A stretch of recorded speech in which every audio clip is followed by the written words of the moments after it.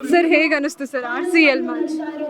ಇಲ್ಲ, ಇವತ್ತು ರಾಜರಾಜೇಶ್ವರಿ ನಗರದಲ್ಲಿ ನಮ್ಮ ಜಗದೀಶ್ ರಾಮಚಂದ್ರ ಅವರು ಮತ್ತು ಅವರ ತಂದೆ ರಾಮಚಂದ್ರ ಅವರ ನೇತೃತ್ವದಲ್ಲಿ RCL ಆವೃತ್ತಿ 2 ಅಂದರೆ ಇವತ್ತು ನಮ್ಮೂರ IPL ಮ್ಯಾಚ್ ಇಲ್ಲಿ ನಡೀತಾ ಇದೆ. ಬಹಳ ಏಕೆಂದರೆ ಇವತ್ತು IPL ಮ್ಯಾಚ್ ಬಂದಮೇಲೆ ಇಡೀ ಭಾರತಾದ್ಯಂತ ಒಂದು ಕ್ರಿಕೆಟ್ ಜ್ವರನೇ ಆಗಿದೆ. ಕ್ರಿಕೆಟ್ ಫೀವರ್ ಅಂತ ಏನು ಹೇಳ್ತೀವಿ.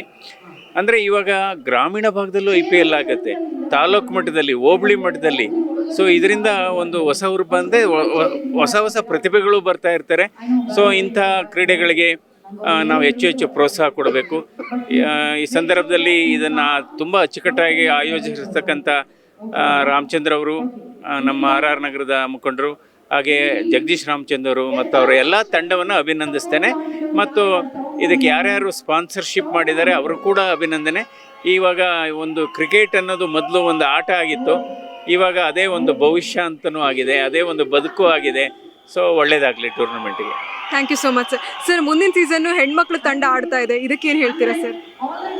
ಅಲ್ಲ, ಅದು ಒಳ್ಳೆಯ ಆಲೋಚನೆ. ಯಾಕೆಂದರೆ ಈಗ ನಮ್ಮ ಹೆಣ್ಮಕ್ಳು ಕೂಡ ಕ್ರಿಕೆಟ್ನಲ್ಲಿ ಮೊದಲನೇ ಸ್ಥಾನದ ಪ್ರಪಂಚದಲ್ಲಿ. ಅದು T20 ಅದು ಒನ್ ಡೇ ಮ್ಯಾಚು ಇವತ್ತು ವಿಶ್ವ ಚಾಂಪಿಯನ್ ಇದ್ದಾರೆ.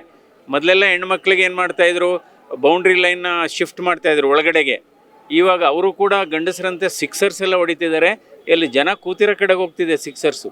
ಸೊ ಹಾಗಾಗಿ ಮಹಿಳಾ ಕ್ರಿಕೆಟನ್ನು ಮುಂದಿನ ವರ್ಷ ಮಾಡ್ತಾ ಇರೋದಕ್ಕೆ ನಾನು ರಾಮಚಂದ್ರ ಅವ್ರನ್ನ ಮತ್ತು ಜಗದೀಶ್ ರಾಮಚಂದ್ರ ಅಭಿನಂದಿಸ್ತೇನೆ. ಯಾಕೆಂದರೆ ಅವಾಗ ಇನ್ನೂ ಆಕರ್ಷಣೆ ಆಗುತ್ತೆ. ಇದು ನೀವು ಸಣ್ಣ ಆಗಬೇಕಲ್ವಾ, ಅದು ಒಂದು ಉತ್ತಮ ಆಹಾರದಿಂದ ಸಣ್ಣ ಆಗಬೇಕಲ್ವಾ. ಪ್ರತಿದಿನ ನಮ್ಮ ಜೀನಿ ಸ್ಲಿಮ್ನ ಯೂಸ್ ಮಾಡಿ ಯಾವುದೇ ಸೈಡ್ ಎಫೆಕ್ಟ್ ಇಲ್ದಂಗೆ ನೀವು ಸಣ್ಣ ಆಗ್ತೀರಾ.